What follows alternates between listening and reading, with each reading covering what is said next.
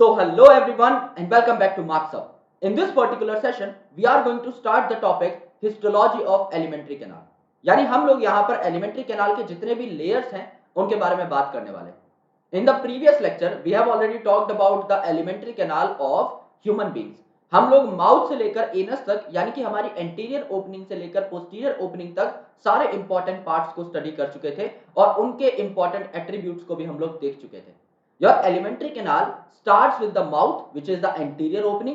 जो आपका माउथ है, it leads to the buccal cavity और the oral cavity, जिसको आप माउथ कैविटी भी बोलते हैं.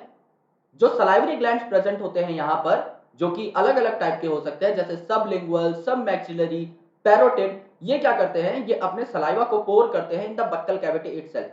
तो जब भी आप खाना खाते हैं तो ये सलाइवा भी वहां पर आ जाता है, जिस प्रोसेस को आप कहते हैं सलाइवेशन, और वो सलाइवा आपके खाने को बेहतर तरीके से मिक्स करने में हेल्प करता है. एज वेल एज सलाइवा के अंदर एक इंपॉर्टेंट एंजाइम था जिसका नाम था salivary amylase. Since it is an amylase enzyme, तो वो आपके फूड में प्रेजेंट स्टार्च को डाइजेस्ट करने का काम करता है और 30% ऑफ द स्टार्च डाइजेशन आपके मुंह के अंदर ही हो जाती है. उसके बाद आपका खाना अच्छे तरीके से मिक्स हो चुका है, टंग भी इसमें अपना योगदान देती है, एज वेल एज टीथ जो है वो भी फूड को मास्टिकेट करने में हेल्प करते हैं, इनकी मैकेनिकल ब्रेकडाउन होती है, तो फूड जो है आपका एक बोलस के फॉर्म में कन्वर्ट हो जाता है due to the mucus which is also present over here. जो फूड पार्टिकल्स हैं वो आपस में थोड़े बहुत चिपक भी जाते हैं एंड अल्टीमेटली वो एक साथ नीचे जाने की कोशिश करते हैं. तो आपके बक्कल कैविटी से जो फूड है वो आपका फेरिंग्स में चला जाएगा, जो कि एक कॉमन पैसेज था जहां पर ट्रेकिया भी ओपन हो रहा था एज वेल एज ईसोफेगस भी ओपन हो रहा था. तो ये विंड और फूड का एक कॉमन पैसेज माना जा सकता है. फिर जब आप खाने को और ज्यादा अंदर की तरफ ले जाएंगे तो आपका जो फेरिंग्स है इसके बाद ईसोफेगस स्टार्ट हो जाएगा. यहां पर एक फ्लैप लगा रहता है कार्टिलेज का, जिसे आप एपिग्लॉटिस कहते हैं. एपिग्लॉटिस क्या करता है, एपिग्लॉटिस सिंस एक फ्लैप लाइक स्ट्रक्चर है तो ये बंद हो जाता है. बंद हो जाता है मतलब ये आपके विंड पाइप को ढक देता है, जिससे जब आप खाना खाएं, जब आप खाने को गटकें, तो आपका जो खाना है वो फेरिंग से सीधा ईसोफेगस में चला जाए, ट्रेकिया की साइड में ना जाए. क्योंकि कई बार आप खाना खाते हैं बात करते करते और काफी बार अगर आपकी ठीक मूवमेंट नहीं हो पाती है एपिग्लॉटिस की, तो आपका थोड़ा बहुत फूड जो है एंटर कर सकता है इनटू विंड पाइप और आपको जोर जोर से खांसी आने लग जाती है, which is not good for you. तो अल्टीमेटली ये बहुत ही ऑर्डर में चीजें होती हैं और आपके ईसोफेगस तक खाना पहुंच जाता है. अब ईसोफेगस एक पतली और लंबी ट्यूब है जो कि आपके पेट तक पहुंचती है और आपके पेट के अंदर अब खाना डाल दिया जाता है. आपके पेट के अंदर अब हाइड्रोक्लोरिक एसिड है, काफी सारे अदर प्रोटियोलिटिक एंजाइम्स हैं जो कि आपके फूड को और बेहतर तरीके से तोड़ते हैं, उनके केमिकल कंपोनेंट्स को और छोटे छोटे टुकड़ों में कन्वर्ट कर देते हैं. फिर जो आपका पेट है, इससे आपके स्मॉल इंटेस्टाइन में खाना चला जाएगा, स्मॉल इंटेस्टाइन से आपका लार्ज इंटेस्टाइन में खाना चला जाएगा और लार्ज इंटेस्टाइन जो है आपका एनस के थ्रू ओपन हो जाएगा और आपके अनडाइजेस्टेड फूड पार्टिकल्स या फिर जो एक्सक्रीटरी प्रोडक्ट्स है वो आपकी बॉडी के बाहर निकल जाएंगे. तो माउथ से एनस तक का ये जो रूट था, कंटिन्यूअस रूट था, इसको आप एलिमेंट्री कैनाल बोल रहे थे. अब यहां पर अगर आप देखेंगे तो if you will talk about the alimentary canal from oesophagus to rectum, यानी ईसोफेगस से लेकर के यानी फेरिंग्स के बाद का पोर्शन और रेक्टम तक का portion, because anus is a pore, तो उससे पहले तक का जो पार्ट था वो रेक्टम ही था. यानी ईसोफेगस से लेकर एंड तक, लार्ज इंटेस्टाइन तक, जो सारा का सारा आपका एलिमेंट्री कैनाल है ह्यूमन का, ये 4 लेयर का बना हुआ रहता है.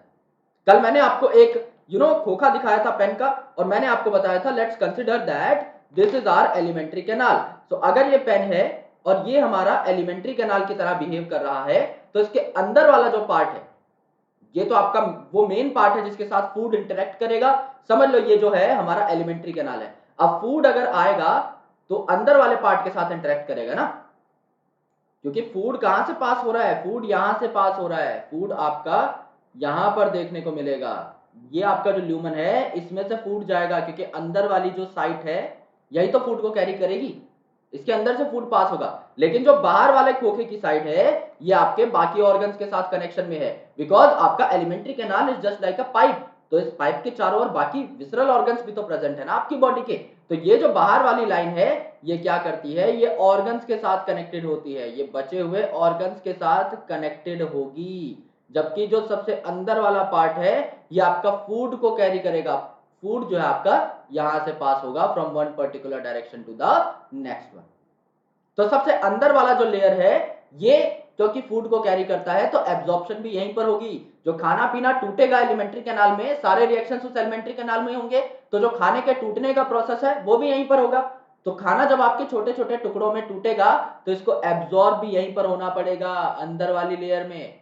तो ये जो सबसे अंदर वाली लेयर है यहीं पर एब्जॉर्प्शन भी होगी, इसीलिए इसका सरफेस एरिया ज्यादा रहता है। इस प्रकार से आपकी इनफोल्डेड रहती है। जैसे स्टमक के अंदर क्या बना रही थी इनफोल्डिंग से, स्टमक के अंदर रुगाए बना रही थी इनफोल्डिंग से, राइट। ये चीज हम लोग ऑलरेडी पढ़ चुके हैं in the last lecture. As well as आपका जो इंटेस्टाइन है जहां पर सबसे ज्यादा एब्जॉर्प्शन होती है वहां पर क्या प्रेजेंट थी, विलाय और माइक्रोविलाय प्रेजेंट थी। तो ये जो स्मॉल इंटेस्टाइन वाला रीजन था इसमें सबसे अंदर वाला जो लेयर है ये विलाय की तरह मॉडिफाई हो जाता है, जबकि स्टमक में ये रुगाय की तरह मॉडिफाई हो जाता है।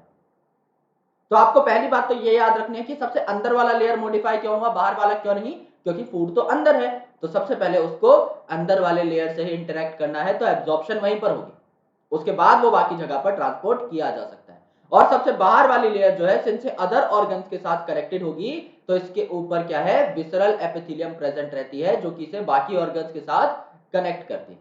तो सबसे जो बाहर वाला लेयर है इसे आप क्या कहते हैं, सिरोसा कहते हैं, which is the outer most. Okay, इसे आप आउटर मोस्ट लेयर कहते हो। और याद कैसे कर सकते हो इन सारे लेयर्स को, एसएम एसएम एसएम एसएम। सबसे बाहर प्रेजेंट है आपका सिरोसा, फिर आपका प्रेजेंट है मस्कुलरिस, नाम में ही मस्कुलरिस है तो मसल का बना होगा, स्मूथ मसल का बना हुआ रहता है। उसके बाद प्रेजेंट है आपका एक और एस, दैट इज सब म्यूकोसा, और सबसे सेंटर पे प्रेजेंट रहता है यानी सबसे अंदर वाली जो लेयर है ये है आपकी म्यूकोसा। तो अब इनके बारे में थोड़ा थोड़ा जान लेते हैं और एकदम बेसिक अंडरस्टैंडिंग लेके चलेंगे। कोई भी यहां पर ऐसी चीज नहीं है जो आपको याद ना हो पाए, बिकॉज हम इसको कंसेप्चुअली देखेंगे। और जब हम कंसेप्चुअली किसी चीज को देखते हैं तो रटने की जो एक जरूरत है वो आपको महसूस नहीं होती। सबसे बाहर वाली जो लेयर है मैंने जैसा बताया ऑर्गन्स के साथ कनेक्टेड होगी। तो ऑर्गन्स की आउटर लेयर समझ लो ये एक ऑर्गन है, ये एक ऑर्गन है तो इसके बाहर एक मेम्ब्रेन लगी हुई होगी जो इस ऑर्गन को प्रोटेक्ट कर रही है। ये मेरी एलिमेंट्री कैनाल है, इसके ऊपर भी ऑब्वियसली एक कवर है जिसका नाम सिरोसा है, सबसे बाहर वाली लेयर। तो इसकी सिरोसा किससे इंटरेक्ट करेगी, किसी भी ऑर्गन की लेयर से इंटरेक्ट करेगी ना, किसी भी आउटर ऑर्गन से इंटरेक्ट करेगी।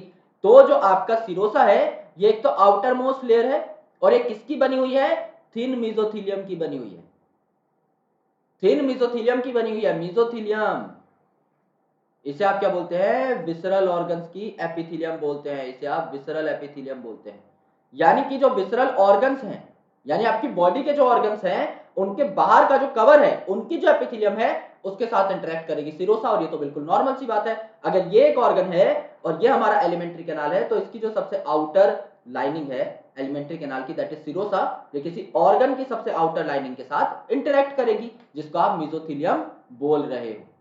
तो इसमें मिजोथीलियम होने के साथ साथ यानी विसरल एपिथेलियम होने के साथ साथ कुछ कनेक्टिव टिश्यूज भी देखने को मिलते हैं। और ये बात एकदम नॉर्मल है क्योंकि कनेक्टिव टिश्यू क्या करता है, कनेक्टिव टिश्यू का काम ही है दो ऑर्गन्स के बीच में कनेक्शन प्रोवाइड कराना या दो टिश्यूज के बीच में कनेक्शन प्रोवाइड कराना।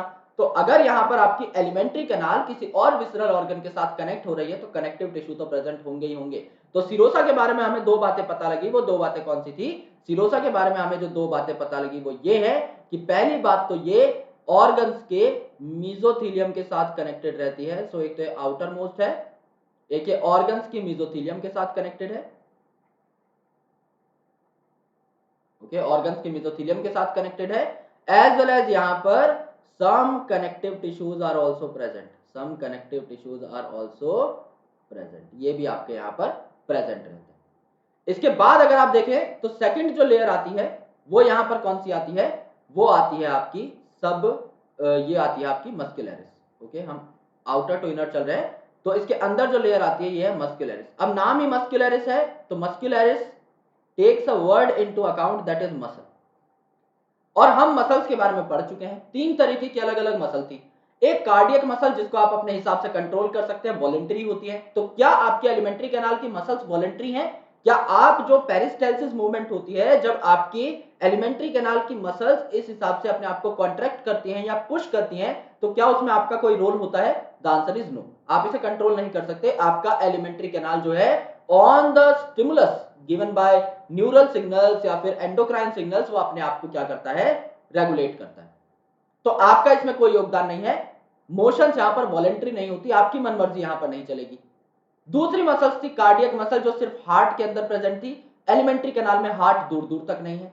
तीसरी मसल बची इनवॉलंटरी स्मूथ मसल। तो जाहिर सी बात है यहां पर जो मसल्स होंगी स्मूथ होंगी, यहां पर कोई और ऑप्शन बचता ही नहीं है, कंफ्यूजन का कोई स्कोप नहीं है, क्योंकि बची हुई दोनों प्रकार की मसल्स हमने एलिमिनेट कर दी। ना यहां पर स्केलेटल हो सकती है, ना यहां पर कार्डियक हो सकती है, तो अल्टीमेटली बची आपकी स्मूथ मसल। तो यहां पर क्या है, ये आपकी आउटर टू सब म्यूकोसा प्रेजेंट रहती है, यानी इसके अंदर वाली जो लेयर है इसका नाम सब म्यूकोसा है, और इसके बाहर जो लेयर थी इसका नाम सिरोसा था। तो आप क्या लिख सकते हैं यहां पर कि जो मस्क्यूलरिस है ये आपका प्रेजेंट है इनर टू सिरोसा, यानी सिरोसा के तो अंदर प्रेजेंट है, और इसके नीचे वाली जो लेयर है सब म्यूकोसा इसके बाहर प्रेजेंट है। That's very obvious. तो यहां पर स्मूथ मसल की लेयर होती है और दो लेयर्स आपको देखने को मिलती है। जो अंदर वाली लेयर है वो सर्कुलर है, तो इनर सर्कुलर लेयर है, और बाहर वाली आपकी लॉन्गिट्यूडिनल लेयर है। कुछ आपके इलाके होते हैं जैसे कि कोई स्टमक का इलाका है जहां पर आपका एक ऑब्लिक मसल लेयर भी देखने को मिल सकता है। तो एक ऑब्लिक यानी एक तिरछी मसल की लेयर भी आपको इस लॉन्गिट्यूडिनल और सर्कुलर मसल के बीच में देखने को मिल सकती है। It is present in some region. जो आपके सर्कुलर और लॉन्गिट्यूडिनल है ये आपको एलिमेंट्री कैनाल के हर पार्ट में देखने को मिल जाएंगी, लेकिन जो ऑब्लिक मसल लेयर है वो आपको सिर्फ कुछ ही स्पेसिफिक जगह पर देखने को मिलती है। तो ये क्या हो जाएगा, ये आपका हो जाएगा मस्कुलरिस। तो ये जो मस्कुलरिस है इसमें इनर सर्कुलर लेयर है मसल्स की, आउटर लॉन्गिट्यूडिनल लेयर है, और इसमें स्मूथ मसल्स आपकी प्रेजेंट हैं। कुछ जगह पर at some places an oblique muscle layer can also be present. एक ऑब्लिक मसल लेयर भी प्रेजेंट हो सकती है, एक oblique muscle layer can also be present, right. एक ऑब्लिक मसल लेयर भी प्रेजेंट हो सकती है। इसके अलावा अगर आप देखें, आप और नीचे जाएंगे तो मस्कुलरिस क्या करेगी, मसल है स्मूथ मसल, तो ये क्या करती है, कॉन्ट्रैक्ट करती है। तो पेरिस्टालसिस में इसका भी अच्छा खासा रोल आपको देखने को मिलता है। जो एलिमेंट्री कैनाल की जो मसल्स कॉन्ट्रैक्ट करती हैं वो मसल्स आपकी मस्कुलरिस लेयर की ही होंगी। इसके नीचे प्रेजेंट है क्या, आपका सब म्यूकोसा। तो सब म्यूकोसा क्या है, यहां पर loose connective tissue layer present है जस्ट आउटसाइड द म्यूकोसा। तो ये म्यूकोसा के तो बाहर प्रेजेंट होगी क्योंकि म्यूकोसा सबसे अंदर वाली लेयर है, जबकि ये आपके मस्कुलरिस के अंदर की साइड प्रेजेंट होगी। अब आपका जो एलिमेंट्री कैनाल है इसमें सिग्नल्स भी आएंगे, तो इसमें नर्वस सिग्नल भी आएंगे, न्यूरल सिग्नल्स भी आएंगे, इसमें एंडोक्राइन सिग्नल भी आएंगे, ब्लड सप्लाई भी चाहिए तो ब्लड और लिम्फ वेसल्स भी आती हैं। तो ये सारी की सारी चीजें जो है प्रेजेंट रहेंगी कहां पर, आपके सब म्यूकोसा के अंदर। तो सब म्यूकोसा में अगर एक वर्ड मुझे याद करना है तो एस फॉर सब म्यूकोसा, और एस फॉर मैं याद कर सकता हूं सप्लाई। ओके, तो इनिशियल दो अल्फाबेट जो है एस यू ये एकदम बराबर है। अब सप्लाई किस किस चीज की हो सकती है, आपके ब्लड वस्कुलर सिस्टम के थ्रू सप्लाई यानी ब्लड की सप्लाई, आपके लिम्फ वेसल्स लिम्फ की सप्लाई, एज वेल एज आपके नर्व्स की सप्लाई, तीनों की तीनों कहां मिलेंगी, सब म्यूकोसा के अंदर मिलेंगी। एंड सबसे अंदर की साइड जो पार्ट प्रेजेंट रहेगा that is the inner most layer, या आपका मॉइस्ट एपिथेलियल लेयर। क्योंकि एपिथेलियम क्या कर रहा था, जब हमने टिश्यूज पढ़े थे उस टाइम पर एपिथेलियम के बारे में हमने बताया था कि एपिथेलियम टिश्यू या तो कवरिंग प्रोवाइड करेगा, या तो किसी चीज के बाहर प्रेजेंट रहेगा, या फिर लाइनिंग प्रोवाइड करेगा, किसी चीज के अंदर रहेगा। यह हमेशा आपका एनवायरमेंट या किसी फ्लूइड के कांटेक्ट में रहता है। तो अब जो फूड आपका जा रहा है सबसे अंदर वाली लेयर के थ्रू कांटेक्ट में होके जा रहा है, तो आपका वहां पर एपिथेलियम प्रेजेंट रहेगी, इसमें कोई भी दो राय नहीं है। यहां पर आपके सिक्रीटरी और एब्जॉर्प्टिव सेल्स प्रेजेंट रहते हैं। सिक्रीटरी सेल जो कि म्यूकस वगैरह सिक्रीट करेंगे जिससे कि आपका फूड बेहतर तरीके से पास हो पाए, एंड यहां पर एब्जॉर्प्टिव सेल्स भी होंगे क्योंकि एब्जॉर्ब भी करना है। जो फूड आपका डाइजेस्ट होता जा रहा है इन द एलिमेंट्री कैनाल उसे आप एब्जॉर्ब भी तो करोगे, इसीलिए यहां पर स्मॉल इंटेस्टाइन के केस में विलाय वगैरह प्रेजेंट थे जो कि रॉबस्ट एब्जॉर्प्शन में हेल्प करते हैं। ओके, अब ये जो म्यूकोसा और सब म्यूकोसा है इनके सेल्स जो हैं ये मॉडिफाई भी हो सकते हैं अलग अलग एलिमेंट्री कैनाल के पार्ट में। ओके, और ये अलग अलग ग्लैंड्स की तरह बिहेव कर सकते हैं। जैसे कि ड्यूडेनम जो है इसके सब म्यूकोसा के अंदर ग्लैंड प्रेजेंट रहते हैं। सिमिलरली जो आपका स्मॉल इंटेस्टाइन है इसके म्यूकोसा के अंदर भी कुछ सिक्रीटरी सेल्स प्रेजेंट रहते हैं। तो यहां पर क्या है, आपका सब म्यूकोसा म्यूकोसा ये अलग अलग चीजों को सिंथेसाइज करते हैं। जैसे कि ड्यूडेनम के अंदर सब म्यूकोसा जो है ये आपका बिहेव करेगी एज अ ग्लैंड, इसे ब्रूनर ग्लैंड भी कहा जाता है, इसे ब्रूनर ग्लैंड भी कहा जाता है। और अलग अलग पार्ट में आपका जो एलिमेंट्री कैनाल है अलग अलग चीजें शो करेगा। So now let's talk about the overview of this histology. सबसे पहली जो लेयर है इसका नाम है सीरोसा, क्योंकि आउटर मोस्ट है तो ये अलग अलग ऑर्गन्स के साथ कांटेक्ट में होगी, यानी अलग अलग ऑर्गन्स की मेसोथीलियम के साथ, या फिर आप इसे बोल सकते हो अलग अलग ऑर्गन्स की विसरल एपिथेलियम के साथ कनेक्शन दिखाएगी। सेकेंड इंपॉर्टेंट थिंग, कुछ आपके कनेक्टिव टिश्यूज यहां पर प्रेजेंट हो सकते हैं, क्योंकि जाहिर सी बात है सीरोसा जो है अलग ऑर्गन्स के साथ कनेक्ट हो रही है। If it is getting connected with some organs तो इसमें कनेक्टिव टिश्यू प्रेजेंट रहेगा, कनेक्शन प्रोवाइड कर रहा है ये कनेक्टिव टिश्यू विद ऑर्गन्स, जो कि एलिमेंट्री कैनाल के चारों ओर प्रेजेंट है। इसके अंदर वाली जो लेयर है इसे आप बोलते हैं मस्कुलरिस, जहां पर स्मूथ मसल्स प्रेजेंट रहेंगी जो कि पेरिस्टाल्सिस मूवमेंट में भी हेल्प करती है। और यहां पर आपकी इनर सर्कुलर लेयर प्रेजेंट हो सकती है, मसल की आउटर लॉन्गिट्यूडिनल लेयर प्रेजेंट हो सकती है, और आपका एक ऑब्लिक मसल लेयर भी प्रेजेंट हो सकती है, लेकिन सिर्फ कुछ स्पेसिफिक इलाकों में ही, स्टमक में खासकर ये देखने को मिलती है।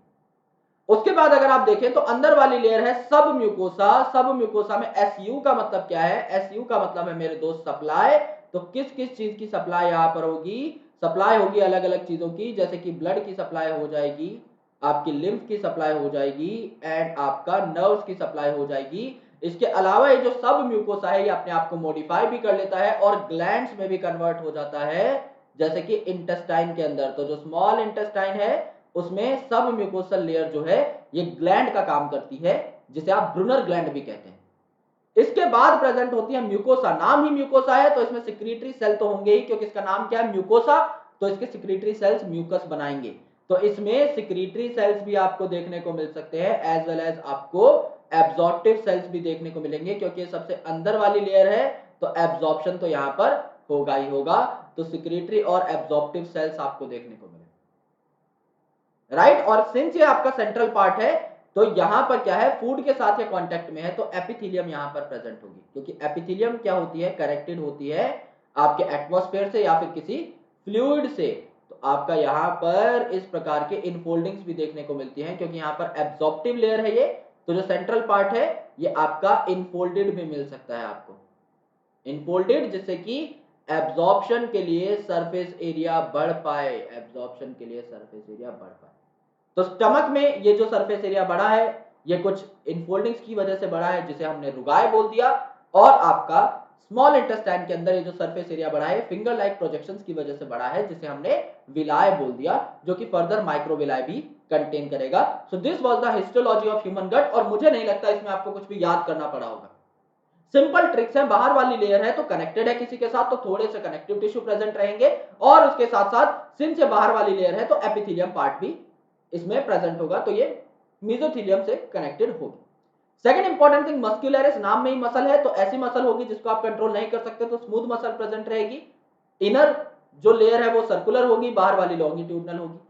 उसके बाद प्रेजेंट होता है आपका सब म्यूकोसा, एस यू फॉर सब mucosa, S U for supply. तो वहां पे नर्व्स की, ब्लड की, लिम्फ की सप्लाई होगी, एज वेल एज अपने आप को मॉडिफाई करके ग्लैंड्स भी बना सकते हैं। सबसे अंदर वाली जो लेयर है, सिंस वो फूड के डायरेक्ट कांटेक्ट में है और आप पानी पियोगे वो भी एलिमेंट्री कैनाल के इसी पार्ट से जाएगा, तो ये फ्लूइड के कांटेक्ट में कांटेक्ट में होती है। सो दैट्स व्हाई यहां पर एपिथेलियम मिलेगा।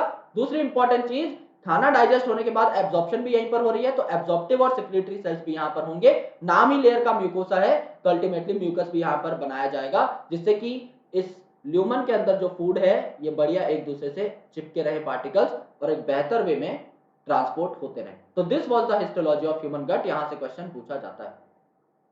अब हम विलाय और माइक्रोविलाय की बात कर चुके हैं, इसको थोड़ा सा हम डिटेल में समझ लेते हैं कि what are villi and what are माइक्रोविलाय।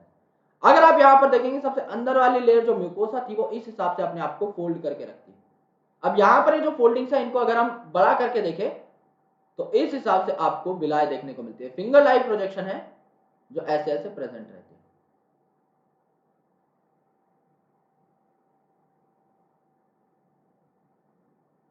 Okay, these are villi.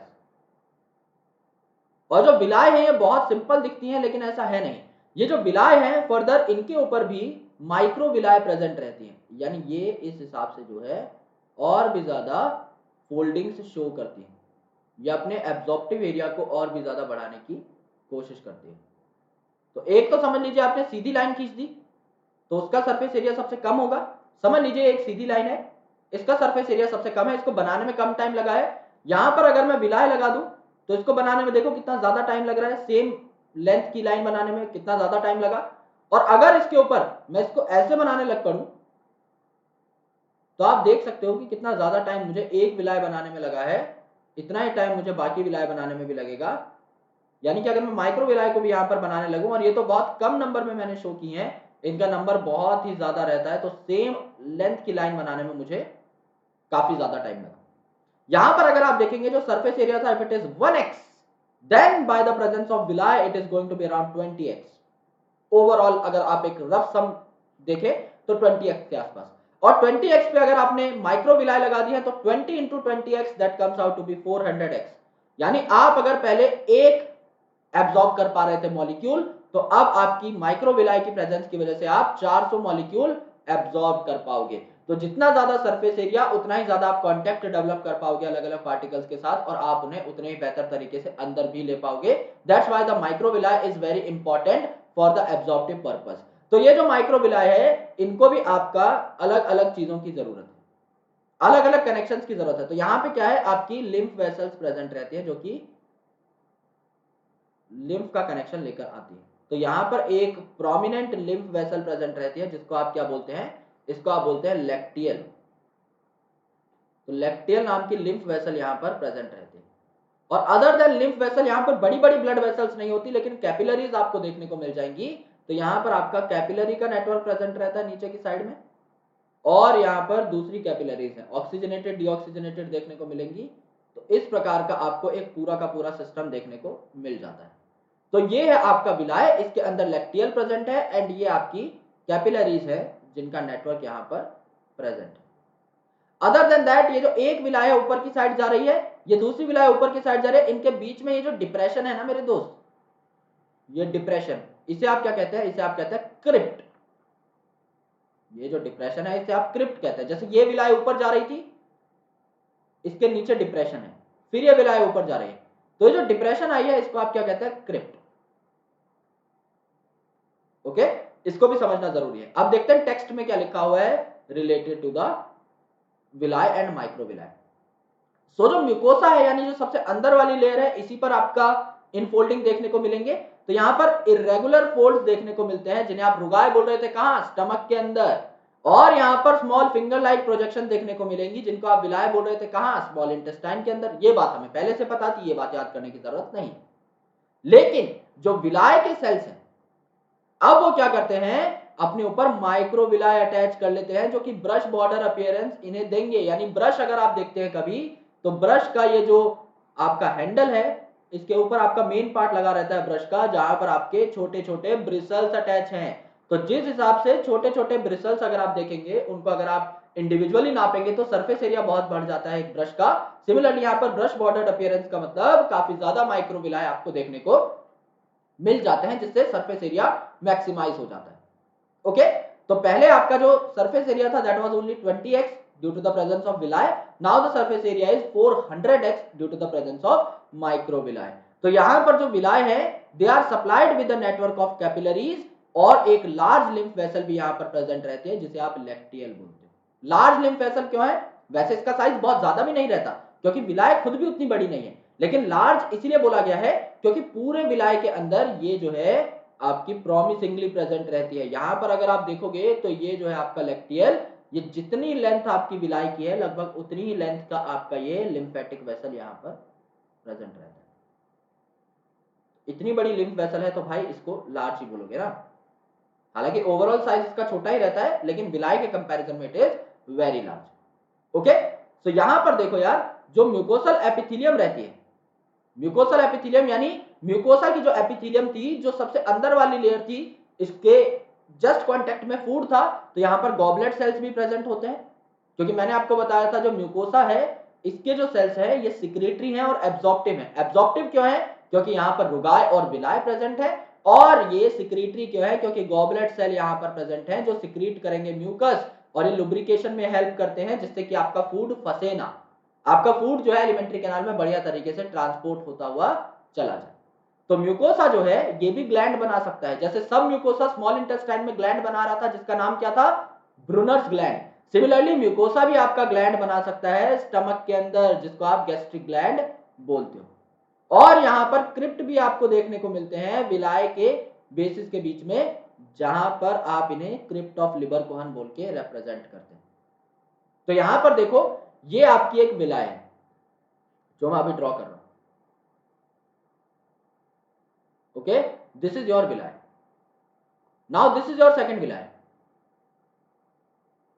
और इनके बीच का जो स्पेस है ये देखो यहां पर डिप्रेशन प्रेजेंट है। इस डिप्रेशन को हम क्या बोल रहे हैं? Crypt of Lieberkuhn. Crypt of Lieberkuhn, ये क्रिप्ट है, ये आपके डिप्रेशन है, ये भी आपकी सिक्रेटरी मानी जाती है। इसके अलावा यहां पर आर्टरीज और वेन कैपिलरीज का कनेक्शन है। ओके, ऊपर जाकर पतली हो जाती है, कैपिलरीज बन जाती हैं, यहां पर ये कैपिलरीज का काम कर रही हैं, और नीचे आर्टरी वेन का पूरा कनेक्शन प्रेजेंट होगा जो कि एक वस्कुलर सप्लाई देता है। तो नीचे तो आपके आर्टरीज और वेन प्रॉमिसिंगली प्रेजेंट है, लेकिन इसके अंदर ये नहीं जा सकती क्योंकि विलाय बहुत छोटी है जैसा मैंने आपको बताया। तो वहां पे प्रॉमिसिंग वेसल पहले से प्रेजेंट है जिसका नाम है लैक्टियल। तो उसके चारों ओर क्या है? आपकी कैपिलरीज का एक नेटवर्क प्रेजेंट है, ऑक्सीजनेटेड और डीऑक्सीजनेटेड। ओके, सो ये आपकी लैक्टियल है, येलो कलर की, जो एकदम सेंटर पे प्रेजेंट है। This is your lacteal. Okay, so यहां पर क्या हुआ? यहां पर let's draw this diagram again so that we can have a clear cut look कि हमने क्या देखा है। यहां पर ये आपकी एक विलाय है, ये इसकी डिप्रेशन है जैसे क्रिप्ट ऑफ लिबर कोहन का, या ऊपर आपकी विलाय अगेन, राइट? तो ये क्या हो गया? ये आपकी विलाय हो गई, ये आपकी क्रिप्ट हो गई। डन। अब देखो मेरे भाई, यहां पर ये विलाय है, इसके अंदर एक प्रॉमिसिंग लैक्टियल है यानी लिम्फ वेसल है, तो ये आपकी लैक्टियल हो जाएगी। यहां पर नीचे की साइड क्या प्रेजेंट है? आपकी आर्टरीज और वेन्स प्रेजेंट है। अब ये जो आर्टरीज और वेन्स है जब ये यहां पर जाएंगी तो एक नेटवर्क बना लेंगे, प्यारा सा नेटवर्क कैपिलरी का। तो यहां पर जाने के बाद since the space is small they will form the capillary network, जो कि वस्कुलैरिटी प्रोवाइड करेंगे आपके विलाय को, राइट? तो ये आपका विलाय का ओवरऑल स्ट्रक्चर था। अब all four layers show modification in the different parts of alimentary canal. जैसे कि आपने देखा कि स्टमक के अंदर जो आपका म्यूकोसा है ये ग्लैंड की तरह काम कर रहा है, जो सब म्यूकोसा था स्मॉल इंटेस्टाइन में ग्लैंड की तरह काम कर रहा था। स्टमक में जो म्यूकोसा था वो रुगाय बना रहा था, जबकि स्मॉल इंटेस्टाइन में जो म्यूकोसा था ये विलाय बना रहा था। तो हर लेयर जो है ये मॉडिफाई हो जाता है, ये अपने तरीके से काम करता है in every part of the alimentary canal. ऐसा नहीं है कि कुछ हार्ड एंड फास्ट रूल नहीं है कि सारे जो लेयर्स है वो एक ही तरह दिखेंगे हर पार्ट ऑफ एलिमेंट्री कैनाल में, ऐसा नहीं है। ये मॉडिफिकेशन शो करते हैं, जिस पार्ट में जैसी जरूरत है उस हिसाब से अपने आप को एडवांस वे में ढाल लेते हैं और उसी हिसाब से काम करना स्टार्ट भी कर देते हैं। Now let's talk about the digestive glands, which is one of the most critical topic of this chapter. Digestive glands में हम लोग क्या पढ़ेंगे? सबसे पहले हम लोग असेंशियल ग्लैंड्स के बारे में पढ़ेंगे जो कि हमारी डाइजेशन में हेल्प करते हैं, जैसे कि सलाइवरी ग्लैंड्स। तो सलाइवरी ग्लैंड सबसे पहले हम लोग एनकाउंटर करते हैं। उसके बाद आप जाते हैं फेरिंग्स में, फिर ईसोफेगस में, उसके बाद आप पहुंचते हैं स्टमक में। तो स्टमक में आपके गैस्ट्रिक ग्लैंड्स प्रेजेंट रहते हैं, यानी मैंने आपको बताया अभी जो म्यूकोसा है वो आपका मॉडिफाई हो जाता है इन स्टमक और ये कुछ सिक्रीट करने लग जाता है। तो वो क्या सिक्रीट करता है ये हम यहां पर देखेंगे। ओके, तो कौन से वो स्पेसिफिक सेल्स हैं स्टमक के जो कि ग्लैंड का काम करेंगे उनके बारे में हम जानेंगे। उसके बाद आप पहुंचते हैं स्मॉल इंटेस्टाइन में। तो स्मॉल इंटेस्टाइन में आपके स्मॉल इंटेस्टाइन के जो क्रिटिकल सेल्स हैं जो कि इंटेस्टाइनल जूस बनाएंगे उनके बारे में हम जानेंगे। इसके बीच में एक चीज आ रही थी जिसका नाम था liver, which is the largest gland of your body. तो इस लिवर के बारे में हम जानेंगे, एज वेल एज हम लोग यहाँ पर पेनक्रियाटिक जूस बनाने वाले पेनक्रियाज के बारे में भी जानेंगे। तो एनसीईआरटी के अंदर तीन चीजें यहाँ पर बता रखी है ग्लैंड के नाम पे, that is the salivary gland, that is the liver and your pancreas. लेकिन हम दो चीजें एक्स्ट्रा पढ़ेंगे जो कि एसेंशियल कंपोनेंट्स को सिक्रीट करते हैं जो कि डाइजेशन में आपकी पूरी हेल्प करेंगे, दैट इज स्टमक जिनमें गैस्ट्रिक ग्लैंड प्रेजेंट है, एंड स्मॉल इंटेस्टाइन जिनमें कुछ स्पेसिफिक सेल्स प्रेजेंट होंगे जो कि इंटेस्टाइनल जूस बनाएंगे। सो इन पांचों चीजों के बारे में अब डिटेल में हम लोग समझ लेते हैं so that we can understand each and everything in the most critical way possible. So digestive जो ग्लैंड्स हैं they are associated with the alimentary canal, included the salivary glands, क्योंकि ये आपका सलाइवरी ग्लैंड जो है ये पोर कर देंगे सलाइवा इनटू बक्कल कैविटी, ये बक्कल कैविटी में सलाइवा को पोर कर देते हैं। देन सेकेंड इंपॉर्टेंट जो आता है आपका gland, that is liver. Liver क्या करेगा, लीवर चीजों को बनाता है। ओके, लीवर क्या बनाता है, बाइल बनाता है, इसे गॉल ब्लैडर में स्टोर करता है, कंसंट्रेट करता है और अल्टीमेटली उसे ड्यूडेनम में पोर कर देता है। क्योंकि आपको पता है कि liver is not a part of alimentary canal. हमने जब एलिमेंट्री कैनाल पढ़ा तो माउथ, फिर buccal cavity, pharynx, oesophagus, small stomach, small intestine, large intestine, liver का नाम कहीं नहीं आया। ये हमारी एलिमेंट्री कैनाल का पार्ट नहीं है, ये एसोसिएटेड ग्लैंड है। तो ये उस एलिमेंट्री कैनाल में कहीं ना कहीं अपने सिक्रीशंस को डालेगा, तो ये स्मॉल इंटेस्टाइन के ड्यूडेनम में सिक्रीशंस को डाल देता है। एज वेल एज यहां पर जो पेनक्रियाज है, ये भी अपनी सिक्रीशंस को ड्यूडेनम के अंदर ही डालता है, ये भी अपने सिक्रीशंस को ड्यूडेनम के अंदर ही डालता है। तो यहां पर लिख देते हैं पोर इनटू ड्यूडेनम, और यहां पर भी लिख देते हैं पोर इन ड्यूडेनम। तो सबसे पहले हम सलाइवरी ग्लैंड्स के बारे में पढ़ेंगे। यहां पर हम देखेंगे सब मैक्सिलरी के बारे में, यहां पर हम देखेंगे सबलिंगुअल के बारे में, इनकी पोजीशन ही जाननी है हमें, एंड हम पैरोटिड के बारे में भी जानेंगे। इसके अलावा मेरे दोस्त गैस्ट्रिक ग्लैंड में हम लोग जानेंगे कि HCl कौन बनाता है। इसके अलावा हम देखेंगे पेप्सिन कौन बनाता है। यहां पर आपके म्यूकस नेक्स्ट सेल होते हैं, तो हम ये भी देखेंगे कि म्यूकस आपका कौन बनाता है। तीन अलग अलग टाइप के सेल्स होते हैं जो तीन अलग अलग चीजें यहां पर सिंथेसाइज करते हैं या सिक्रीट करते हैं। इंटेस्टाइनल ग्लैंड जो कि इंटेस्टाइनल जूस बनाएंगे, जिसका साइंटिफिक नाम है सक्कस एंटेरिकस। तो सक्कस एंटेरिकस कौन बनाता है, ये भी हम देखेंगे। फिर पेनक्रियाज जो कि क्या बनाएगा, पेनक्रियाटिक जूस बनाएगा। पेनक्रियाटिक जूस में काफी सारे एंजाइम्स होते हैं, हर एंजाइम के बारे में हम पढ़ेंगे। और यहां पर लीवर है जो कि क्या बनाएगा, बाइल बनाएगा, और ये बाइल फिर आपका फैट्स को इमल्सिफाई करेगा, ये भी हम जानेंगे। तो सबसे पहले मैं आपको एक एसेंशियल टॉपिक पढ़ा देता हूं जिसको समझना बहुत ही जरूरी है। एलिमेंट्री कैनाल को हम देखेंगे और फिर हम ये जानेंगे कि कौन सी चीज कहां पर एंटर हो। ये आपका माउथ है। Okay, this is your anterior opening called as mouth. आप इस माउथ के अंदर जब गए तो आपको यहां पर क्या मिला, आपको यहां पर मिला बक्कल कैविटी का साथ।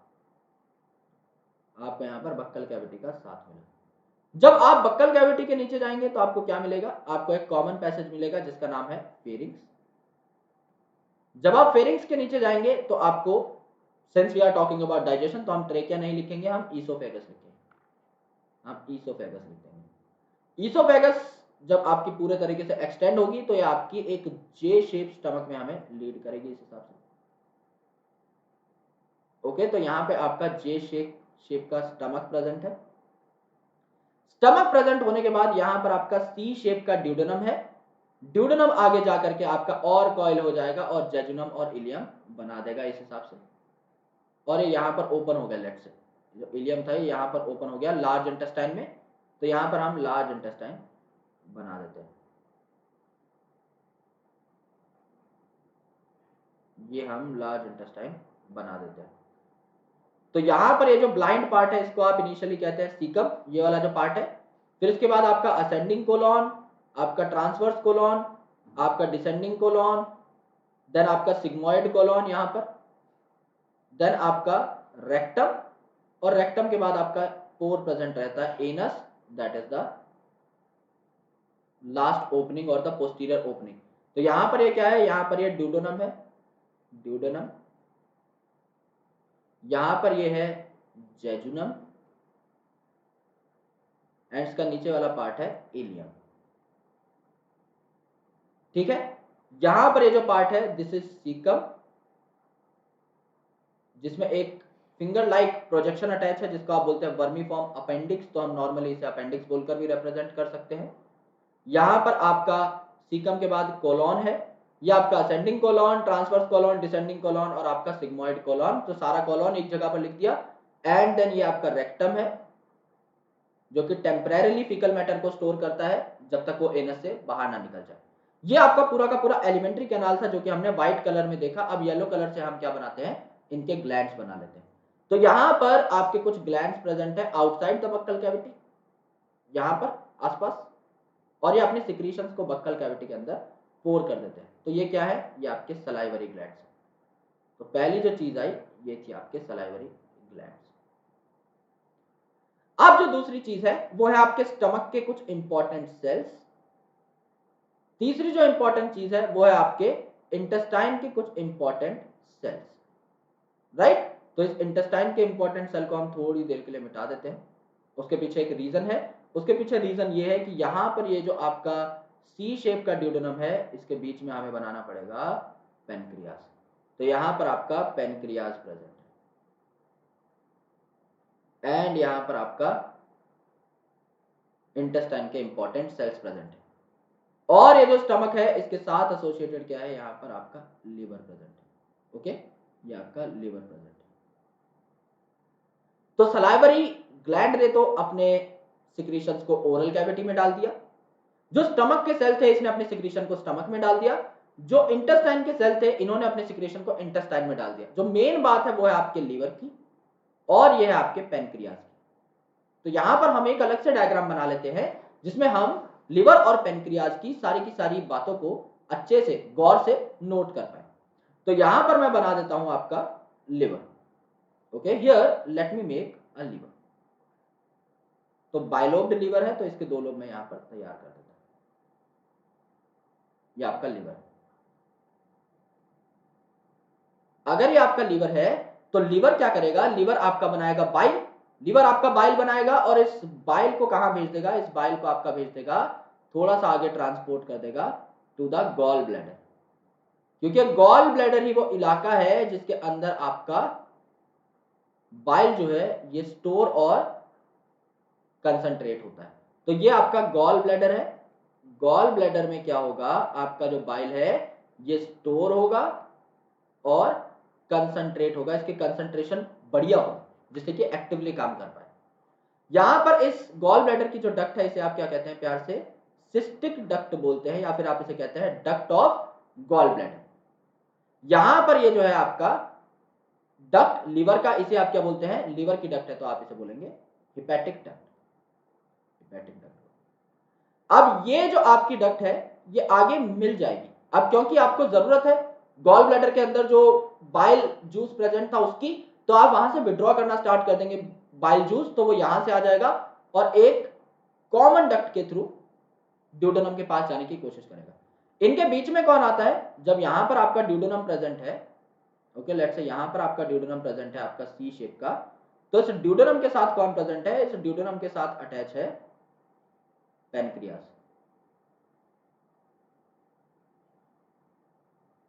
इस ड्यूडेनम के साथ प्रेजेंट है पेनक्रियास।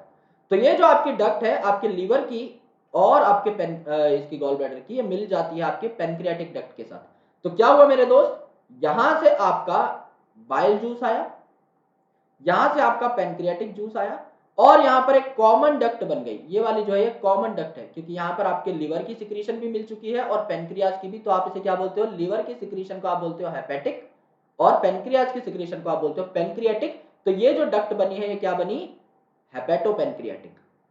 हेपेटो मतलब लीवर से आ रही है, पेनक्रियाटिक मतलब पेनक्रियाज भी इसमें मिक्स हो चुका है। तो ये हेपेटो पेनक्रियाटिक डक्ट जो है ये कहां ओपन हो जाएगी, ये आपके स्मॉल इंटेस्टाइन यानी ड्यूडेनम के अंदर ओपन हो जाएगी। ये वाला जो पार्ट है ये क्या है, ये आपका ड्यूडेनम है।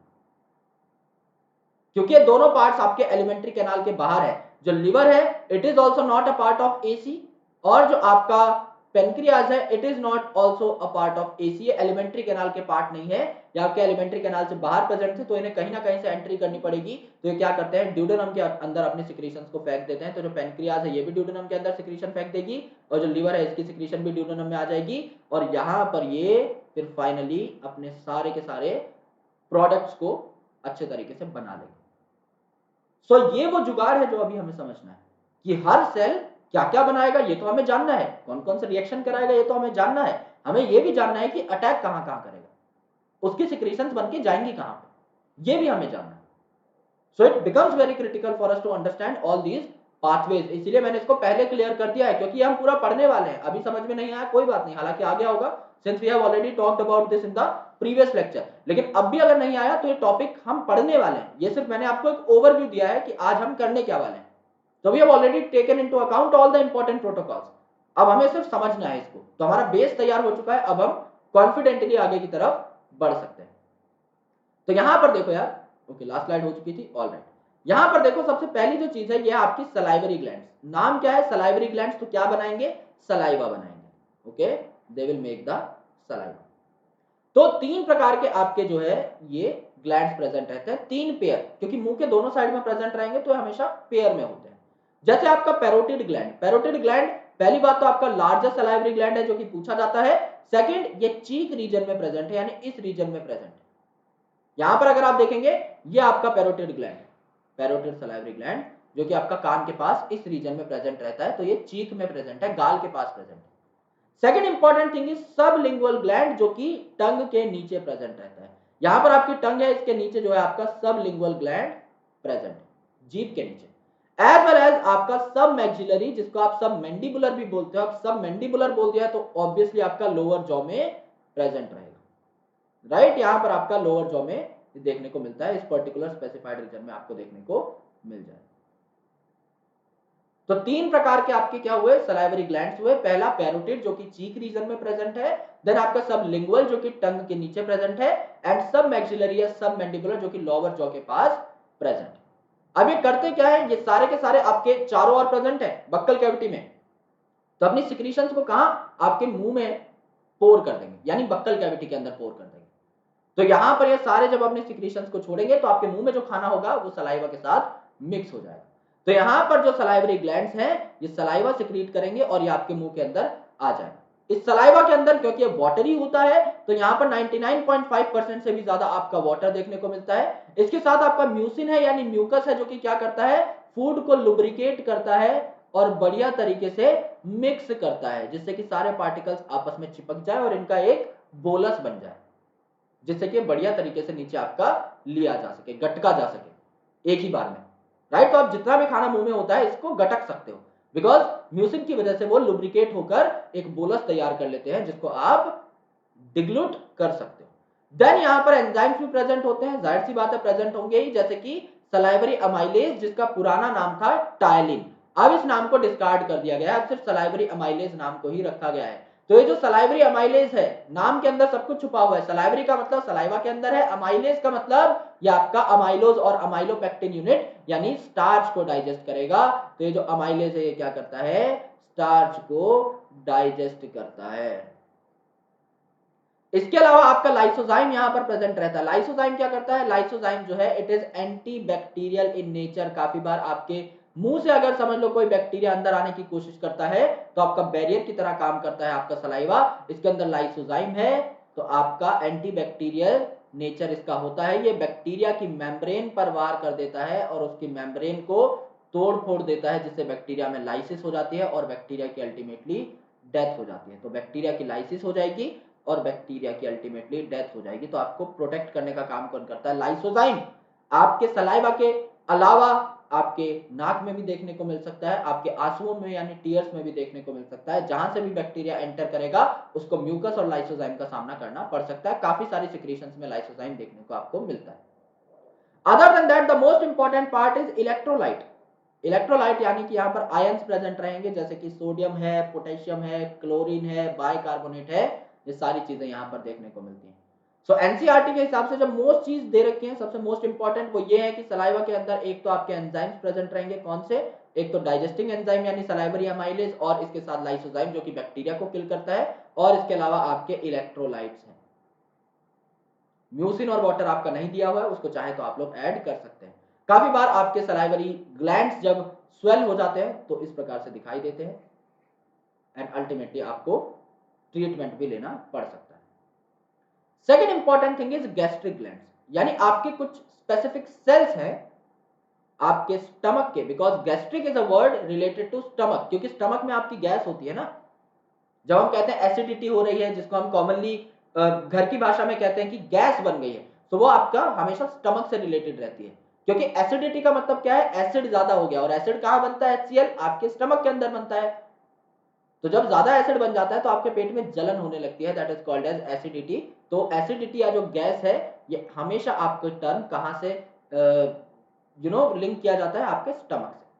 तो यहां पर आपके ट्यूबुलर ग्लैंड्स जो है ये पाए जाते हैं on the inner wall that is mucosa of stomach. मैंने आपको बताया था जो सब म्यूकोसा था ये स्मॉल इंटेस्टाइन में ब्रूनर्स ग्लैंड बना रहा था, लेकिन जो म्यूकोसा था ये आपका स्टमक के अंदर ग्लैंड बना रहा था। तो यहां पर आपका स्टमक के अंदर जो ग्लैंड है ये म्यूकोसा लेयर में प्रेजेंट रहते हैं। ये बात याद करनी है, बार बार पूछी जा सकती है, एनसीईआरटी में काफी जगह गिवन है।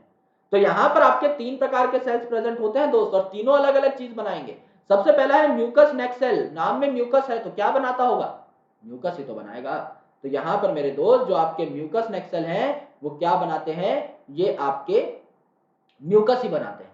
देन आपका चीफ सेल, चीफ सेल मतलब ये मेन सेल, इसको आप क्या बोलते हैं? पेप्टिक सेल भी बोलते हैं। पेप्टिक का मतलब इसका नाम पेप्टिक यानी प्रोटीन से रिलेटेड है, पेप्टाइड से रिलेटेड है।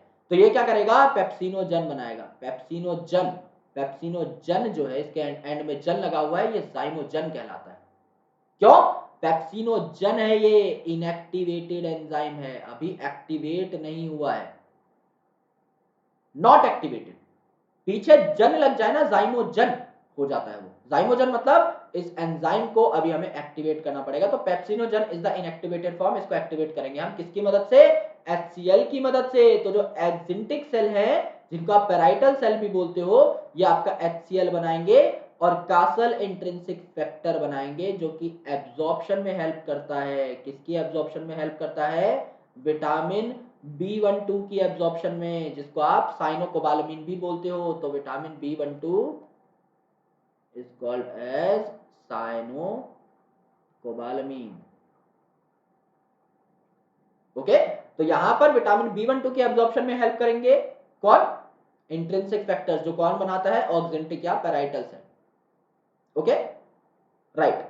तो यहां पर देखो 3 प्रकार के सेल थे। एक आपका म्यूकस नेक सेल जो म्यूकस बनाएगा जिससे कि फूड पार्टिकल्स बढ़िया से लुब्रिकेट हो पाए, एज वेल एज एक लेयर भी बन पाए पेट पे जो कि उसे स्मूथ रखे और एचसीएल से भी थोड़ा बहुत बचाए। चीफ सेल, नाम ही है चीफ सेल, तो मेन चीज यही बनाएंगे डाइजेशन के लिए, पेप्सिनोजन। और ऑक्जेंटिक या जो पैराइटल सेल है ये आपका एचसीएल बनाएंगे। तो यहां पर आपको अलग अलग सेल्स दिखाई दे रहे हैं। देखो ये आपके पिट सेल्स हैं, यहां पर जो आपके रेड वाले हैं ये आपके पैराइटल सेल हैं। पैराइटल सेल को आप क्या कह रहे हो? ऑक्जेंटिक सेल भी कह रहे हो, जो कि एचसीएल बनाते हैं। ये आपके म्यूकस नेक सेल हैं सेंटर पे, ब्लू कलर वाले, ये क्या बनाते हैं? आपका म्यूकस बनाते हैं। राइट, इस हिसाब के आपके सेल्स यहां पर प्रेजेंट रहते हैं। तो ये 3 चीजें आपकी बनेंगी, म्यूकस नेक सेल म्यूकस बनाएगा, जो चीफ सेल है ये पेप्सिनोजन बनाएंगे, और जो पैराइटल सेल है आपके विटामिन B12 के एब्जॉर्प्शन के लिए कासल इंट्रिंसिक फैक्टर बनाएंगे एज वेल एज एचसीएल बनाएंगे। तो यहां पर देखो क्या हुआ, यहां पर म्यूकस नेक सेल जो थे ये म्यूकस बना रहे थे, और म्यूकस और बाइकार्बोनेट क्या करते हैं? प्रोटेक्ट करते हैं स्टमक वॉल को, यानी म्यूकोसा की एपिथेलियम को, from HCL and prevent it's auto digestion and excoriation. यानी एचसीएल जब आ जाता है तो फटाक से सारे के सारे सेल्स को हार्म करने लग जाता है। यार एचसीएल का पीएच कितना है? 1.8, यानी बहुत कम पीएच है, यानी इट इज हाईली एसिडिक। इतना ज्यादा एसिडिक होता है कि आप इसको अपने हाथ पे डालने की सोच भी नहीं सकते। लेबोरेटरी में आपको बताया जाता है जब आप H2SO4 नाइट्रिक एसिड और HCl के साथ कुछ रिएक्शन कर रहे हैं, या फिर अगर आप इनका इस्तेमाल कर रहे हैं in the concentrated form, then obviously you will wear gloves, आपके पैर में शूज होने चाहिए, आप लैब कोट वियर करे हुए होने चाहिए। स्कूल्स में भी इन सारी चीजों का बकायदा बहुत ज्यादा ध्यान दिया जाता है, क्योंकि ये बहुत ही ज्यादा एसिडिक होते हैं। आपके पैर पे अगर समझ लो नंगे पैर पे गिर गया है एसिड, तो आपका पूरा पैर जो है जल जाएगा और उस पे बर्न्स के निशान पड़ जाएंगे, जो कि काफी सालों तक भी नहीं जाते। तो एचसीएल इतना खतरनाक है, तो और आपके पेट के अंदर है, जो कि एक ब्लेड को भी गला सकता है। अगर ऐसा एसिड जो ब्लेड को खत्म कर दे रहा है, स्टील को, लोहे को खत्म कर दे रहा है, और तुम्हारे पेट के अंदर है, तो उसको भी तो बचाना पड़ेगा ना तुम्हें। तो यहां पर तुम्हें क्या करना पड़ेगा? म्यूकस की जरूरत पड़ेगी एंड बाइकार्बोनेट की। बाइकार्बोनेट क्यों? कभी एसिड ज्यादा हो जाए तो उसको क्या करेगा? उसका हाइड्रोजन लेकर बढ़िया जो है एक कंपाउंड तैयार कर लेगा। जैसे यहां पर HCO3 नेगेटिव प्रेजेंट, यहां पर HCl था, इसके साथ HCl का क्या कर लिया इसने? प्रोटॉन उठा लिया, जो कि एसिडिक था। तो ये जो HCO3 नेगेटिव था अब किस में कन्वर्ट हो गया? H2CO3 में कन्वर्ट हो गया। अब H2CO3 जो है मेरे दोस्त, ये HCl से तो कम ही एसिडिक है ना, तो ओवरऑल आपने एसिडिटी कम कर दी। सो दैट्स व्हाई आपको बाइकार्बोनेट्स की भी जरूरत पड़ती है।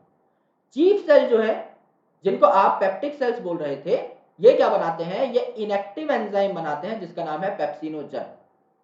इसके साथ साथ प्रो रेनिन भी बनता है। प्रो का मतलब भी होता है इनएक्टिव, तो ये रेनिन का इनएक्टिव फॉर्म है। पेप्सिनोजन, तो ये पेप्सिन का इनएक्टिव फॉर्म है।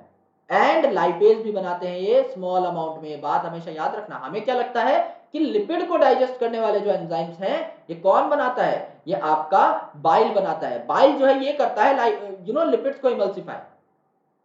ओके, ये जो बाइल है ये लाइपेज को एक्टिवेट करता है, जो कि आपके पेनक्रियाटिक जूस में प्रेजेंट है, जो कि आपके इंटेस्टाइनल जूस में प्रेजेंट है। मेरे भाई, पेनक्रियाटिक और इंटेस्टाइनल जूस में लाइपेज प्रेजेंट है, लेकिन उनकी अमाउंट बहुत ज्यादा है, तो वहां पर हम उन्हें कंसिडर करते हैं। लेकिन स्टमक में भी आपके minimal amount of lipase present होते हैं। इस बात को अलग से भी आप लोग नोट कर लीजिएगा। और आपके ऑक्जेंटिक या जो पैराइटल सेल्स हैं ये आपके HCl बनाते हैं और कैसल गैस्ट्रिक फैक्टर बनाते हैं, इंट्रिंसिक फैक्टर बनाते हैं for the absorption of vitamin B12। तो हमें ऐसा लगता है कि सिर्फ प्रोटीन की डाइजेशन करता है आपका स्टमक, लेकिन लाइपेज थोड़े से प्रेजेंट हो सकते हैं। तो कुछ अमाउंट ऑफ लिपिड यहां पर डाइजेस्ट होता है, बहुत ही मिनिमल है, तो इसको हम यहां पर कंसिडर नहीं करते। लेकिन कोई पूछ ले घुमा करके क्वेश्चन तो हमें आना चाहिए। नाउ गैस्ट्रिक ग्लैंड जो है इसकी एसिडिक सिक्रीशंस होती हैं। तो गैस्ट्रिक जूस जो है इसका पीएच भी आपका HCl की वजह से 1.8 टू 2.0 के आसपास होता है। जो गैस्ट्रिक जूस है इसमें भी आपका काफी सारा वाटर है, और बचा हुआ जो आपका 0.5% है ये रेसिडुअल सब्सटेंस है, जिसके अंदर बाकी सारी चीजें यानी म्यूकस वगैरह प्रेजेंट होगी। लिवर जो है it is largest gland of your body, जिसका वजन जो है ये 1.25 से 1.5 किलो तक हो सकता है, यानी 1.2 टू 1.5 केजी के आसपास हो सकता है। रेडिश ब्राउन कलर का ये आपका ग्लैंड होता है, जिसको आप यहां पर देख सकते हो, कलर इसका रेडिश ब्राउन।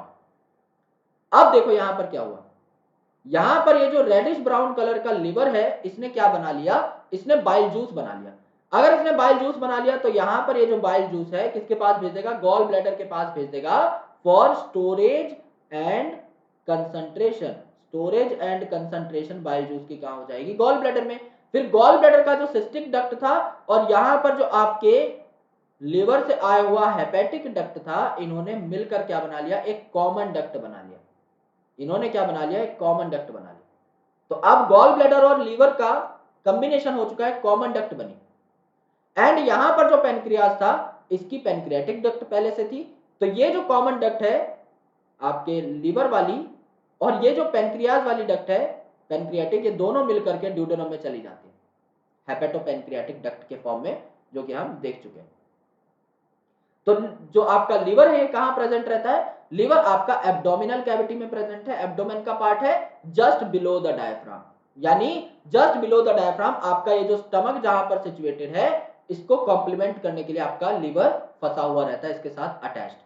लिवर जो आपका बायलोब्ड रहता है, जहां पर जो राइट लोब है ये बड़ा रहेगा, लेफ्ट लोब छोटा रहेगा। राइट लोब दोस्तों ये वाला है, राइट साइड में, क्योंकि लेफ्ट साइड में आपका स्टमक प्रेजेंट रहता है, तो राइट साइड ये वाली हुई, तो ये आपका राइट लोब है जो कि बड़ा है, एंड ये आपका लेफ्ट लोब है जो कि आपका छोटा है। आप लोग बकायदा देख भी सकते हो, ये साइज में बड़ा है और ये साइज में आपका छोटा है। Each lobe is separated into numerous hepatic lobules which are the functional units. जिस हिसाब से आपका जो किडनी होती है, किडनी नाम का जो ऑर्गन है जो एक्सक्रीशन में काम करता है, इसकी बेसिक यूनिट्स क्या है, नेफ्रॉन्स। जिस हिसाब से आप ब्रेन की बात करते हैं, ब्रेन की बेसिक यूनिट क्या है आपकी, न्यूरॉन्स। सिमिलरली यहां पर आपके हेपेटिक, यानी आप अगर लिवर की बात करेंगे तो इनके अंदर हेपेटिक लोब्यूल्स प्रेजेंट रहते हैं, जो कि इनकी फंक्शनल यूनिट कहलाते हैं। इन्हीं के अंदर सारे प्रोसेसेस होंगे। अब लोब्यूल की जो अरेंजमेंट है, ये लाइन अगर आप एनसीईआरटी में पढ़ेंगे आपको कभी समझ में नहीं आएगी, लेकिन इसको आज हम बेहतर तरीके से डिकोड करने की कोशिश करेंगे। तो लोब्यूल जो है it is formed of many hepatic cell arrange in the form of radiating plates around a central vein, या फिर ये कॉर्ड्स की फॉर्म में अरेंज होते हैं। यानी जो आपका हेपेटिक लोब्यूल है ये एक बड़ी यूनिट है। लोब्यूल आपके छोटे छोटे सेल्स की अरेंजमेंट से बना हुआ है। तो ये अगर आपके छोटे छोटे सेल्स है जो मैं ड्रॉ कर रहा हूं, दीज आर हेपेटोसाइट्स। तो हेपेटोसाइट यहां पर इस लंबी सी कॉर्ड के फॉर्म में प्रेजेंट है ना, ये पूरी की पूरी कॉर्ड मिलकर क्या कहला रही है, ये पूरी की पूरी कॉर्ड मिलकर कहला रही है हेपेटिक लोब्यूल। ओके, तो लोब्यूल में जो है काफी हेपेटिक सेल होते हैं जो कॉर्ड की फॉर्म में अरेंज रहते हैं अराउंड अ वेन। तो जो सेंट्रल पार्ट है इसे आपने क्या बोल दिया, सेंट्रल वेन, और इसके चारों ओर जो है काफी सारी कॉर्ड्स डेवलप हो रही हैं। ओके, काफी सारी कॉर्ड्स डेवलप हो रही हैं जो कि हेपेटिक लोब्यूल बना रही है। तो यहां पर देखो इस प्रकार का एक हेपेटिक लोब्यूल आपको देखने को मिलता है which is nearly hexagonal in shape. और इस हेपेटिक लोब्यूल में आपके एक सेंट्रल वेन दिखाई दे रही है और इसके चारों ओर जो है इस हिसाब से रेडिएटिंग कॉर्ड ऑफ हेपेटोसाइट आपको देखने को मिलती है। तो यहां पर आपकी ये जो कॉर्ड है it is formed up of hepatocyte, centre पे आपकी सेंट्रल वेन मौजूद है और चारों ओर ये कॉर्ड इस प्रकार से अरेंज है कि आपका हेक्सागोनल अरेंजमेंट बन जा रहा है, जिसको आप क्या बोल रहे हो, हेपेटिक लोब्यूल बोल दे रहे हो। Between these plates are the blood field hepatic sinusoid. Sinusoid मतलब आपका गैप है इनके बीच में। तो यहां पर ये जो हेपेटोसाइट है इनके बीच में साइनोसॉइड है, यानी ये जो आपको येलो कलर का बीच में गैप देखने को मिल रहा है ना इन हेपेटिक सेल्स की कॉर्ड्स के बीच में, ये जो येलो कलर का गैप है इसे आपने साइनोसॉइड बोल दिया। ओके, तो एक बार इसको बनाकर देख लेते हैं कि आपका हेपेटिक लोब्यूल क्या है। अगर आप यहां पर एक बड़ा सा लीवर बनाते हैं 2 लोब वाला, तो इसका एक छोटा सा पार्ट हम ले लेते हैं और मैग्नीफाई कर लेते हैं। इस छोटे से पार्ट को हमने कुछ ऐसा बनाया, हेक्सागोनल इन शेप। यहां पर सेंट्रल वेन प्रेजेंट है, सेंट्रल वेन प्रेजेंट है। सेंट्रल वेन के चारों ओर आपके छोटे छोटे सेल्स प्रेजेंट है जिनको आपने हेपेटिक सेल्स बोल दिया। और ये हेपेटिक सेल्स इस हिसाब से रेडिएट हो रहे हैं चारों ओर in the form of cord. इन्होंने एक लंबी जो है कॉर्ड बना लिया, डंडी जैसी स्ट्रक्चर बना ली है, एक के ऊपर एक लग के। तो इसी हिसाब से एक कॉर्ड यहां पर है, एक कॉर्ड यहां पर है, एक कॉर्ड यहां पर है, एक कॉर्ड यहां पर है, एंड सो ऑन। तो ये जो आपके हेपेटिक सेल्स थे इन्होंने मिलकर के कॉर्ड बनाई। तो ये एक सेल है, ये सेल की बनाई हुई पूरी की पूरी कंप्लीट कॉर्ड है। ये आपकी सेंट्रल वेन है, ये जो आपका पूरा का पूरा है ये हेपेटिक लोब्यूल है, और इसके बीच में जो जगह बच रही है इसको आप क्या बोल रहे हो, हेपेटिक साइनोसॉइड बोल रहे हो। ये आपको ध्यान में रखना है। Done, this is something that you need to understand. ये आपको यहां पर देखना है। Kupffer cell in the sinusoid engulf and remove bacteria and damaged cells from the blood. Kufar cell is very important. आपके जो साइनोसॉइड्स होते हैं इन गैप्स के अंदर कुफर नाम के सेल्स प्रेजेंट रहते हैं जो कि लीवर के क्या है, ये कुफर सेल जो है लीवर के फैगोसाइटिक सेल है। जैसे आपके मैक्रोफेजेस होते हैं जो कि आपकी बॉडी के अंदर कोई भी फॉरेन पार्टिकल आएगा उनको खाने का काम करते हैं, एंगल्फ करने का, इसी हिसाब से कुफर सेल होते हैं जो कि आपके लीवर के अंदर इन डैमेज सेल्स को खाने का काम करते हैं, एंगल्फ कर लेते हैं। बैक्टीरिया वगैरह कोई एंटर कर गया है तो उसको खत्म कर देते हैं खा करके। लीवर लोब्यूल जो है ये आपका ग्लिसन कैप्सूल से कवर्ड होता है। तो यहां पर ये जो कवर है which you have seen that is called as Glisson capsule. Okay, जो कि इस लोब्यूल को कवर कर लेगा। ये आपकी बेसिक बातें थी रिगार्डिंग द लिवर। अब देखो हेपेटिक सेल जो है they secrete alkaline bile juice, क्योंकि यहां पर ये जो है आपका बेसिक बाइल जूस सिक्रीट करते हैं जिसका पीएच अच्छा खासा रहता है। Bile has no enzyme, bile में कोई एंजाइम नहीं रहता, इस बात को हमेशा याद रखना। बाइल क्या करता है, बाइल क्या करता है, ये फैट को इमल्सिफाई करने में हेल्प करता है। कैसे, एक्टिवेट करके लाइपेजेस को। Bile is not itself a lipase, it activates lipase, ये हमेशा याद रखना। बाइल कभी भी खुद लिपिड को नहीं काटता बल्कि उस लाइपेज को एक्टिवेट कर देता है जो एक्ट करे लिपिड्स के ऊपर, एक्ट ऑन लिपिड्स। तो बाइल खुद कभी लिपिड को नहीं काटता लेकिन ये लाइपेज को एक्टिवेट कर देगा। तो अल्टीमेटली यहां लिपिड का जो अंत है बाइल की वजह से हो जाएगा as it is activating the lipases. तो बाइल में खुद में कोई एंजाइम नहीं है लेकिन हाँ इसमें बाइल पिगमेंट है जैसे कि बिलीरुबिन और बिलीवर्डिन जो कि कॉमन बाइल पिगमेंट्स है। इसके अलावा यहां पर बाइल सॉल्ट्स है, कोलेस्ट्रॉल है इसके अंदर, एज वेल एज फॉस्फोलिपिड है। फॉस्फोलिपिड वही फॉस्फोलिपिड है जो कि आपकी मेम्ब्रेन तैयार करते हैं। तो ये सारे जो मॉलिक्यूल्स हैं ये सारे कंपोनेंट्स प्रेजेंट होते हैं बाइल के अंदर। बाइल है नाम तो बाइल सॉल्ट और बाइल पिगमेंट्स तो प्रेजेंट होंगे ही जैसे बिलिरुबिन बिलिवर्डिन। इसके अलावा कोलेस्ट्रॉल और फॉस्फोलिपिड यानी कोलेस्ट्रॉल जो कि आपकी मेम्ब्रेन में ही प्रेजेंट था, ये दोनों चीजें आपकी यहां पर देखने को मिलेंगी। तो बाइल जो है सबसे पहले हेपेटिक डक्ट यानी लीवर की डक्ट से होता हुआ कहां चला गया, गॉल ब्लैडर में चला गया, क्योंकि गॉल ब्लैडर में इसे स्टोर होना है और कंसंट्रेट होना है। ओके, अब गॉल ब्लैडर की डक्ट जो है यानी सिस्टिक डक्ट इससे होता हुआ वो कॉमन बाइल डक्ट में आ गया, यानी लिवर के साथ मिक्स हो गया। एंड अल्टीमेटली जो लिवर की और गॉल ब्लैडर की डक्ट थी वो अब पेनक्रियास से मिल गई, तो हेपेटोपेनक्रियाटिक डक्ट यहां पर बना एंड आपका ड्यूडेनम के अंदर ये ओपन हो गया। तो जो बात हमने बनाई थी पहले वही बात हम लोग यहां पर एक और बार देख लेते हैं। यहां पर ये लिवर है मेरे दोस्त, एक ही बना लेते हैं। ये लिवर की डक्ट है जिसका नाम है हेपेटिक डक्ट। ये जो हेपेटिक डक्ट है यहां से आपका बाइल जूस निकला और ये बाइल जूस कहां चला गया, आपका गॉल ब्लैडर में चला गया स्टोर होने के लिए। तो पहले तो ये यहां गया, फिर गॉल ब्लैडर से स्टोर और कंसंट्रेट होने के बाद ये आपका सिस्टिक डक्ट यानी बाइल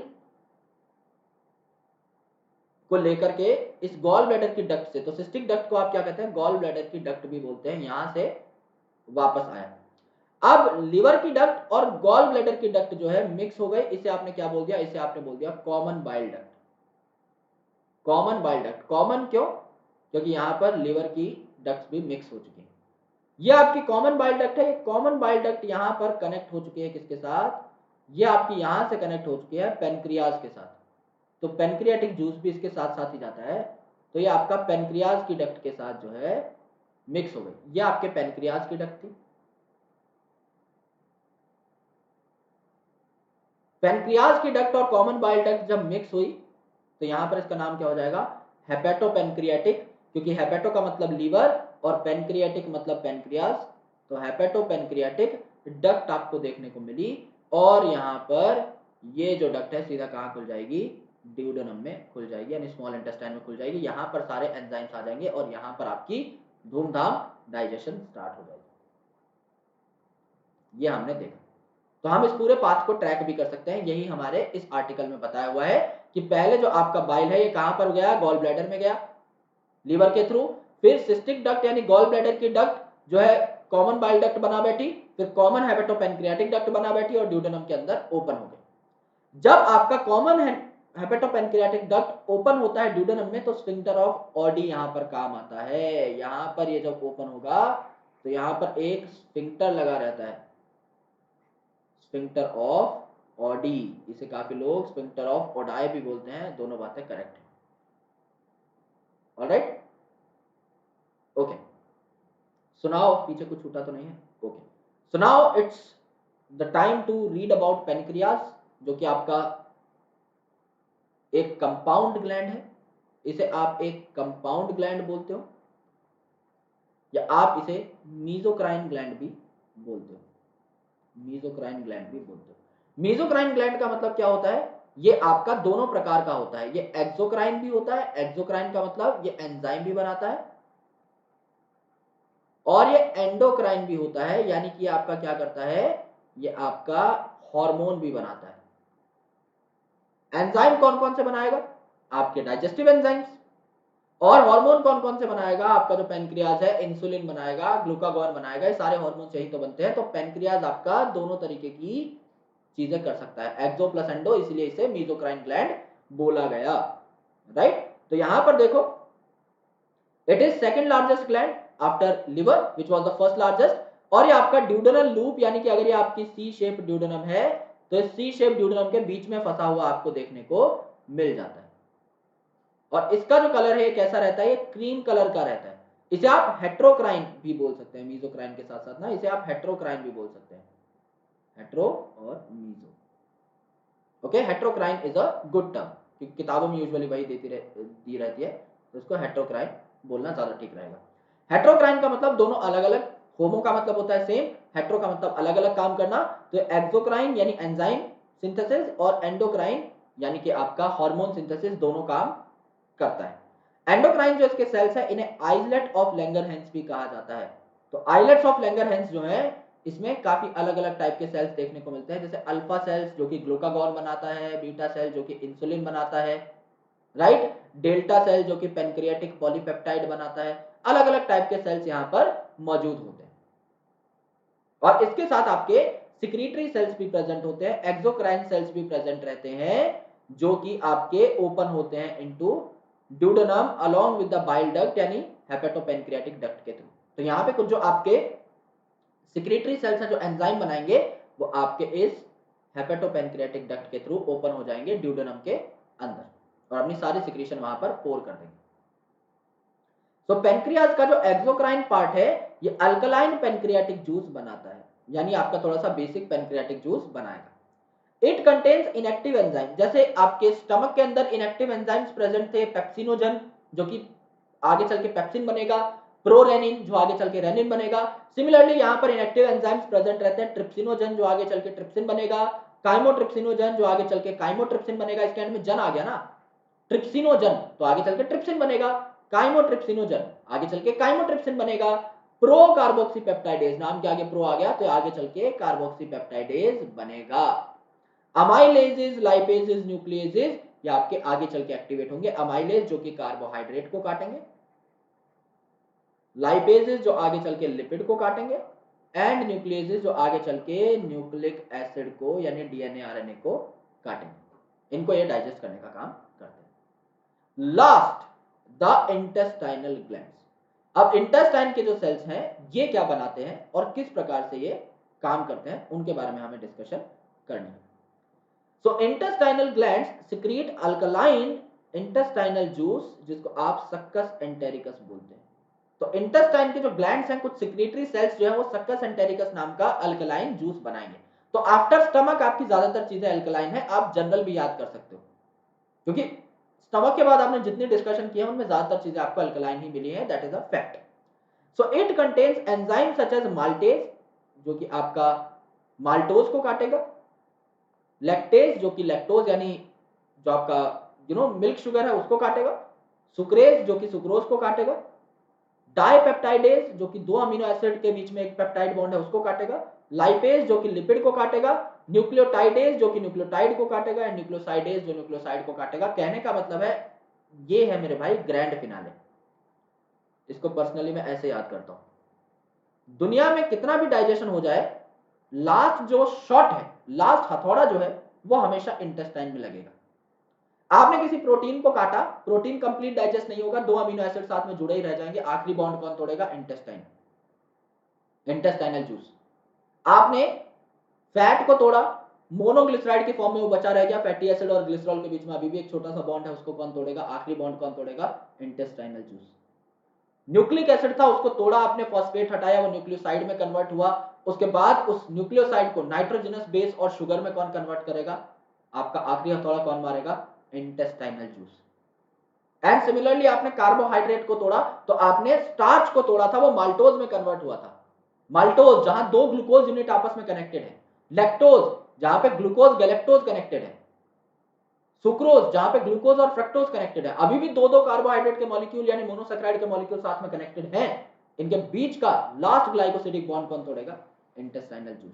तो इसीलिए इसको ग्रैंड फिनाले बोल के याद करो कि अंत में जो डाइजेशन का प्रोसेस कंप्लीट होगा ना, मारामारी जो खत्म होगी वो यहीं पे होगी। यहां पर भी आपके बायकार्बोनेट और म्यूकस प्रेजेंट रहते हैं। बायकार्बोनेट क्यों? क्योंकि एसिडिटी को कम करता है, बेसिसिटी को बढ़ाता है, तो यहाँ पे अल्कलाइन मीडियम प्रोवाइड करने के लिए बायकार्बोनेट चाहिए। और म्यूकस आपको इसीलिए चाहिए जिससे इंटेस्टाइनल म्यूकोसा प्रोटेक्टेड रहे, यानी जो स्टमक के अंदर काम हो रहा था वही यहां पर, लेकिन वहां पर वो ज्यादा एसिडिटी से बचा रहा था, यहां पर अलग अलग जो कंपोनेंट है डाइजेशन के उनसे बचाता है आपके इंटेस्टाइनल म्यूकोसा।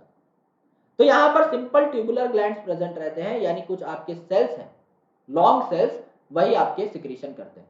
तो एक तो क्रिप्ट ऑफ लिबरकुहन के सेल्स प्रेजेंट है जो कि विलाय के बीच में क्रिप्ट बना रहे थे, डिप्रेशन बना रहे थे। तो यहां पर mucus secreting goblet cells present है और पीनट सेल प्रेजेंट है जो कि एंजाइम सिक्रीट करते हैं। और इसके साथ साथ जो ब्रूनर ग्लैंड है ये प्रेजेंट है। हमने क्या देखा था कि जो सब म्यूकोसा था स्मॉल इंटेस्टाइन में, ये ग्लैंड बना रहा था, ये ब्रूनर ग्लैंड बना रहा था जो म्यूकस बनाएगा सिर्फ। तो सब म्यूकोसा जो है ब्रूनर ग्लैंड आपका म्यूकस बनाता है। तो यहां पर क्रिप्ट के अंदर दो अलग अलग टाइप के सेल्स हैं, आपके पीनट सेल जो कि क्या बनाएंगे? एंजाइम्स, और आपके गॉबलेट सेल जो कि हमेशा म्यूकस बनाते हैं। एंड ब्रूनर जो ग्लैंड है इसमें भी म्यूकस बनेगा। ये आपके कुछ सिक्रेटरी सेल्स हैं जो कि इंटेस्टाइन के अंदर प्रेजेंट रहे। Okay, so these were the cells that we have already discussed about, कि यहाँ पर आपका जो इंटेस्टाइन है, ये पूरा का पूरा आपको इंटेस्टाइन दिखाया हुआ है। इस इंटेस्टाइन की 4 लेयर है। सबसे बाहर वाली जो लेयर है अल्टीमेटली आपकी सीरोसा होगी, देन उसके अंदर आपकी मस्कुलरिस, देन आपका सब म्यूकोसा, एंड सबसे अंदर की साइड म्यूकोसा, और म्यूकोसा यहाँ पर विलाय और माइक्रोविलाय लेकर बैठी होगी, जो कि इनका एब्जॉर्प्टिव एरिया बढ़ाते हैं। तो ये जो आपकी विलाय है, यहाँ पर देखो पतले और लंबे सेल्स प्रेजेंट है, ओके, यानी कॉलमनार सेल्स प्रेजेंट है। ये बात हम लास्ट लेक्चर में देख चुके थे। यहाँ पर कॉलमनार सेल्स प्रेजेंट है, पतले और लंबे कॉलम लाइक, एंड यहाँ पर ऊपर माइक्रोविलाय प्रेजेंट है, और इनका न्यूक्लियस भी बेसल है। न्यूक्लियस नीचे की साइड प्रेजेंट है, जो कि आपकी एक क्रिटिकल प्रॉपर्टी है कॉलमनार सेल की। तो आप इस चीज को प्रूव भी कर सकते हो। कोई पूछे कि भाई बता दो ये कॉलमनार सेल क्यों है, क्योंकि इसका न्यूक्लियस सेंटर पे ना होकर के बेसल साइड में प्रेजेंट है।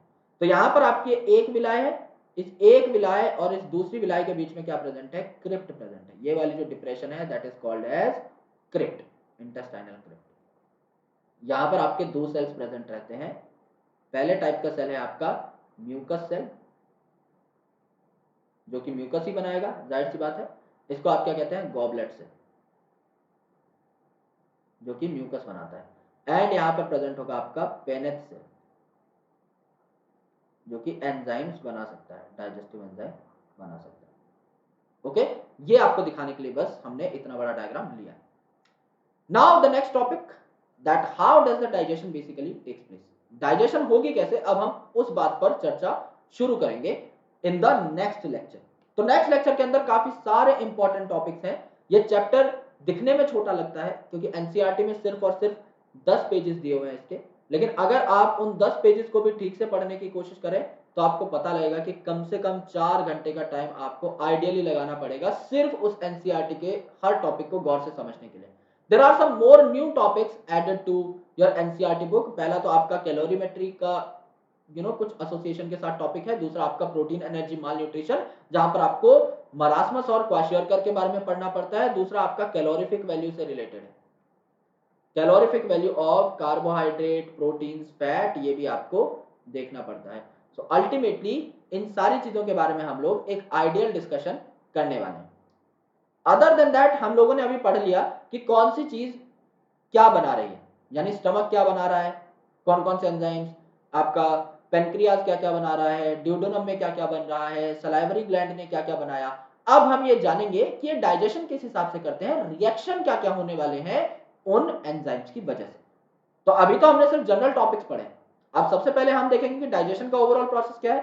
फिर जब हम चीजों को फाइनली तोड़ देंगे उनके फाइनल फॉर्म में, तब हम देखेंगे कि उनकी एब्जॉर्प्शन किस हिसाब से होगी। एक बार एब्जॉर्प्शन हम करा दें चीजों की, तो उसके बाद हम लोग पढ़ेंगे कि आपके डाइजेस्टिव सिस्टम के कौन कौन से डिसऑर्डर्स होते हैं, आपको कौन कौन सी बीमारियां हो सकती हैं डाइजेस्टिव सिस्टम से रिलेटेड, और उसके बाद फर्दर हम लोग प्रोटीन एनर्जी माल न्यूट्रिशन और कैलोरीफिक वैल्यू की स्टडी की तरफ बढ़ जाएंगे। तब जाके आपका ये चैप्टर कंप्लीट होगा। तो काफी ज्यादा एनर्जी रिक्वायरिंग ये पूरा का पूरा चैप्टर है, क्योंकि ये आपका बेस बना रहा है पूरी की पूरी फिजियोलॉजी का। एक बार आपकी फिजियोलॉजी स्टार्ट अगर अच्छे से हो जाए तो काफी सारे छोटे छोटे चैप्टर और बहुत इंटरेस्टिंग चैप्टर्स आपको देखने को मिलेंगे। ये भी आई होप इंटरेस्टिंग था।